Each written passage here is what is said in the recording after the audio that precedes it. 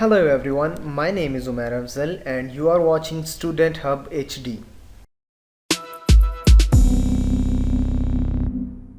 आज मैं आपको C++ में ऑपरेटर्स के बारे में बताऊंगा। C++ में मुख्तलिफ़ किस्म के ऑपरेटर्स हैं, मिसाल के तौर पे arithmetic operators, assignment operators, comparison operators और लॉजिकल ऑपरेटर्स। सबसे basic type of operators arithmetic operators हैं। सबसे पहले हम लोग देखते हैं कि हम अर्थमेटिक ऑपरेटर्स को कैसे और कहाँ पे यूज़ करते हैं। तो अब हम विजुअल स्टूडियो में जाएंगे और यहाँ पे हम देखते हैं कि अर्थमेटिक ऑपरेटर्स को हम किस तरह से यूज़ करते हैं। मिसाल के तौर पे मैं दो वेरिएबल्स बनाता हूँ, int a is equal to 10 and int b is equal to 20। अब इन दो वेरिएबल्स के ऊपर हम डिफरेंट किस्म के अर्थमेटिक ऑपरेटर्स अप्लाई कर सकते हैं। अब मैं यहाँ पे लिखूँगा cout a प्लस b और हम यहाँ पे एक और cout देते हैं ताकि हमें एक नेक्स्ट लाइन मिल जाए। \n हम एस्केप सीक्वेंसेस को ऑलरेडी कवर कर चुके हैं। अब मैं कंट्रोल F5 से इस प्रोग्राम को रन करता हूँ। कंसोल पे हमें आउटपुट 30 नज़र आ रही है। अब हम माइनस के ऑपरेटर को देखते हैं, cout a minus b।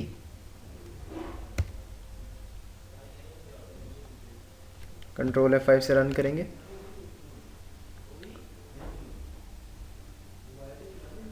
Okay, 30 के बाद हमें स्क्रीन पे -10 नज़र आ रहा है, जो कि बिल्कुल ठीक है। इसी तरह से डिवाइड और रिमाइंडर डिवीजन के ऑपरेटर्स भी काम करते हैं। ये थे अर्थमेटिक ऑपरेटर्स। अब हम असाइनमेंट ऑपरेटर्स को देखते हैं।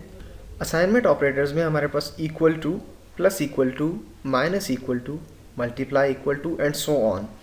इनका यूज़ मैं अभी आपको बताता हूँ कि हम इन्हें यूज़ कैसे करते हैं।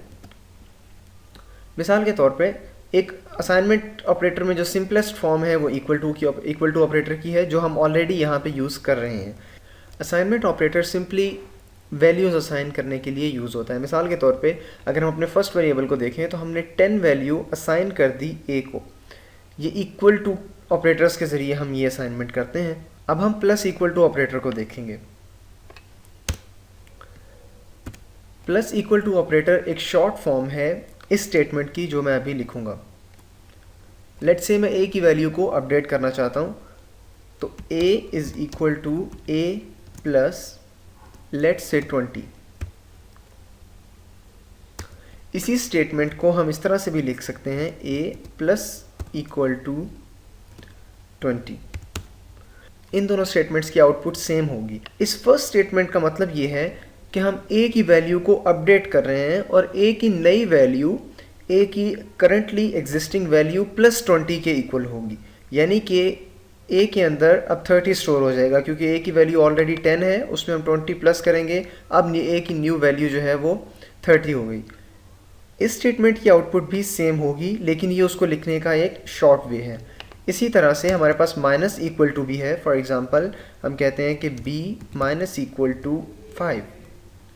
इस स्टेटमेंट का मतलब ये है कि b की वैल्यू को अपडेट किया जाए और b की न्यू वैल्यू इक्वल होगी b की करंट वैल्यू -5। यानी कि b के अंदर अभी करंटली 20 है, तो 20 माइनस 5 15 b के अंदर न्यू वैल्यू आ जाएगी। अब हम इस स्टेटमेंट को रिमूव करते हैं और मैं a की वैल्यू को स्क्रीन पे प्रिंट करवाता हूँ।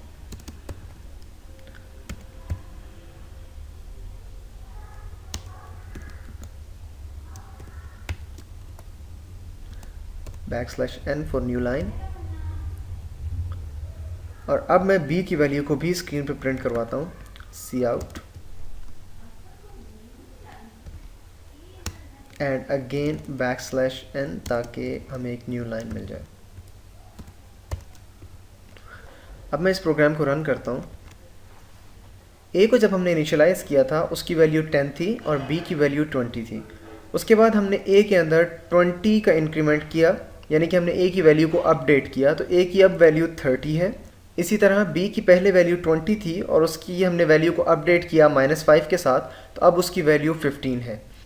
इनके अलावा हमारे पास प्लस प्लस और माइनस माइनस के ऑपरेटर्स भी हैं।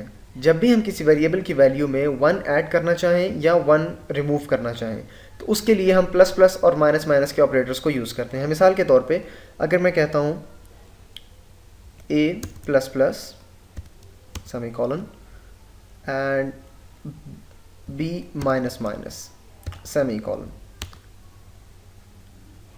अब मैं यहाँ पे इनकी वैल्यूज़ को अगेन प्रिंट करवाता हूँ। हम जस्ट इन्हीं स्टेटमेंट्स को दोबारा से कॉपी करते हैं और यहाँ पेस्ट करते हैं, इसी तरह इसको भी। अगेन कंट्रोल F5 से प्रोग्राम को रन करते हैं। ओके, तो a में हमने, क्योंकि a के साथ हमने प्लस प्लस का ऑपरेटर लगाया था, इसका मतलब ये है कि a की करंट वैल्यू में 1 को ऐड कर दिया जाए। तो a की करंट वैल्यू 30 थी, उसके अंदर 1 को ऐड करने के बाद a की वैल्यू 31 हो गई। इसी तरह b की करंट वैल्यू 15 थी, उसमें से हमने 1 को माइनस किया तो अब उसकी वैल्यू 14 है।